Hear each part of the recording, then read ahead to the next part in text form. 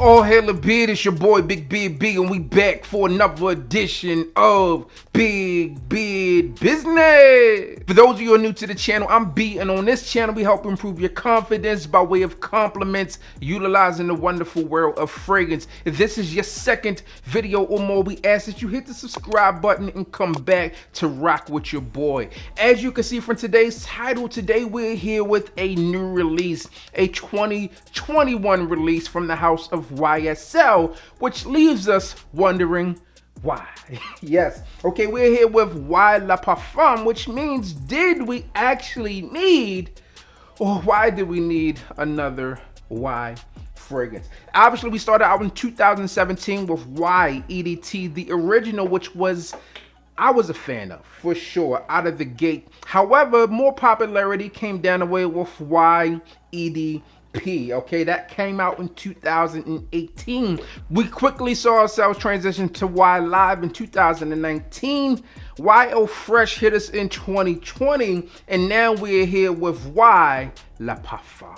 Now you can immediately tell the difference in between this one and all of the others by looking at the bottle. This one is super dark in comparison to the other one, especially when you compare it to YO Fresh. And when you look across the entire line, you get something here that kind of tells the story of what to expect with this fragrance. Now, if you're familiar with the Y line, then you know that the original fragrance, the original Y EDT, was released to be that fragrance for the everyday man. The white t-shirt, jeans, and a leather jacket. Really that bad boy fragrance for that fresh vibe, and it really fit that for me. It had this unique smell, slightly metallic, a little bit sweet, but it was polarizing because personally I did not know anything that smelled like this scent, and I enjoyed that. And we only saw it get better as the line went on, but now we are here with Y La Parfum. All right, now when I think of La Parfum within fragrances, I've seen that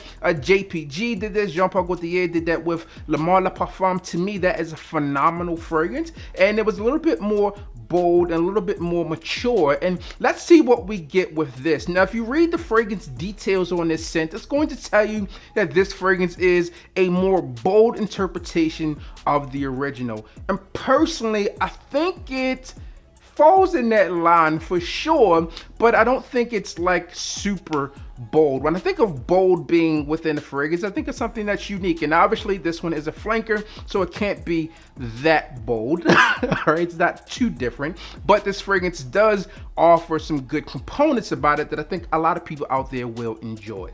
Now, on first spray of Y La Parfum, I get something that is dark, okay, but it's fresh all at the same time. And let me explain. On the original Y EDT, I got something that was super fresh. It was loud with that piercing, almost metallic feel that I got there. I get it within this fragrance, but it's also very, very toned down, and it's really in that underlying piece. What I'll tell you about the difference between this one and the original, for some of you who may be wondering, is oftentimes when people smell the original, when I say people who are maybe 30 plus smelled the original, they felt that it was maybe too juvenile in a sense because it was maybe too loud. But this one's toned down in that aspect to me, where it's still very nice and fresh, but you're not getting something that is really going to sting the nostrils. To put it any other way, I think would be uncivilized. But to me, this one's still nice.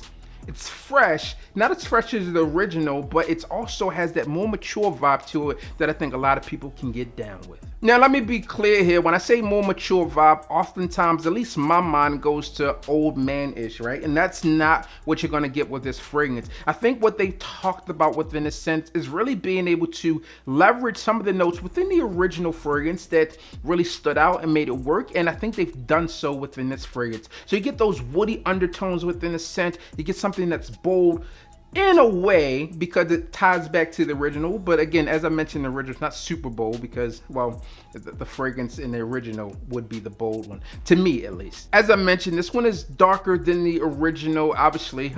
There's also going to be some of the keynotes within this fragrance is going to be that geranium, it's going to be some lavender and cedarwood in this scent, as the fragrances notes that they call out. For me, I also think that there's some tonka within this scent. There has to be. I think there was some in the original, right? It's not listed. I'm going to say there is some. I'm going to say there's some talk within this scent, but it provides a little sweetness to it. But this one for me is a more mature vibe. If you felt that any of the others were too loud for you, if you felt the YEDT or EDP were too loud for you, then this is one of those fragrances that you can wear and feel good and confident about it. Just like the original, I think that this one is going to have a high quality factor to it in terms of compliments. It's definitely going to be there. The performance on this one has been okay too. So in terms of longevity within the scent, I would say you can expect on average between 7 and 9 hours on this fragrance here. Maybe depending on how you spray this thing, you could get a little bit longer, or the weather circumstances, but I think between 7 and 9 hours, or maybe 6 and 8 hours is what you could expect with this fragrance. In terms of the projection on this fragrance, it's not as loud as the others. Again, as I mentioned, this one is toned down a bit to kind of add to that dark, mysterious quality to it. This one is toned down, so with that, it doesn't project as much. I would say maybe 2-3 feet in terms of projection, where I feel like this one, over time wearing this fragrance, I feel that, you know, 5 feet plus, depending on how many sprays you do of the original, you could get from projection. But I think 2 to 3 feet isn't bad on that. You're gonna get that for maybe the first hour and a half, 2 hours or so, maybe 2.5 hours there that you'll get that, and then it becomes more of a close encounter fragrance, which I think is really nice. I can really co-sign someone rocking this one to the office. If you're feeling good, casual Friday, something like that, rock this one to the office and you'll be good to go. I think that this fragrance is one of those fragrances that'll probably be better for like a night, all right? And I'm not just saying that because the bottle's dark, but I think this is probably better suited for that nighttime or night outing fragrance. I'm not sure that this will be a club fragrance, right? I don't think it's loud enough for that. But I think if you had like a nice dinner date or something, you wanted to wear something that was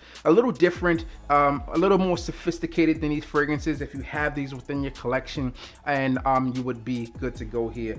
I enjoy the scent. I think this one's going to be a standout fragrance within the line. If you want to see like a complete house overview, I can do that. I have all of these, and obviously we're getting to the point where they have to either do something different, as we saw with the spice bombs, or you got to take it somewhere else because you kind of hit on everything. You got the Y EDT, you got the Parfum, you have Y Live, which is an EDT intense, you have the Eau Fresh. The only thing that we can see from this fragrance different now is going to be like a different take on it. So we saw a spice bomb, night vision, infrared, right? We saw stronger with you intensely, right? We saw stronger with you with the leather in there. I feel like for the next year they have to do something different, right? It will take a different approach on this, and I'm interested to see where they'll go with this. All in all, it's one that I would recommend. I think this fragrance is going to be good. It's going to make some people list, and it's going to be fragrances that people would enjoy within their collection. Obviously, the entire house has done well, in my personal opinion.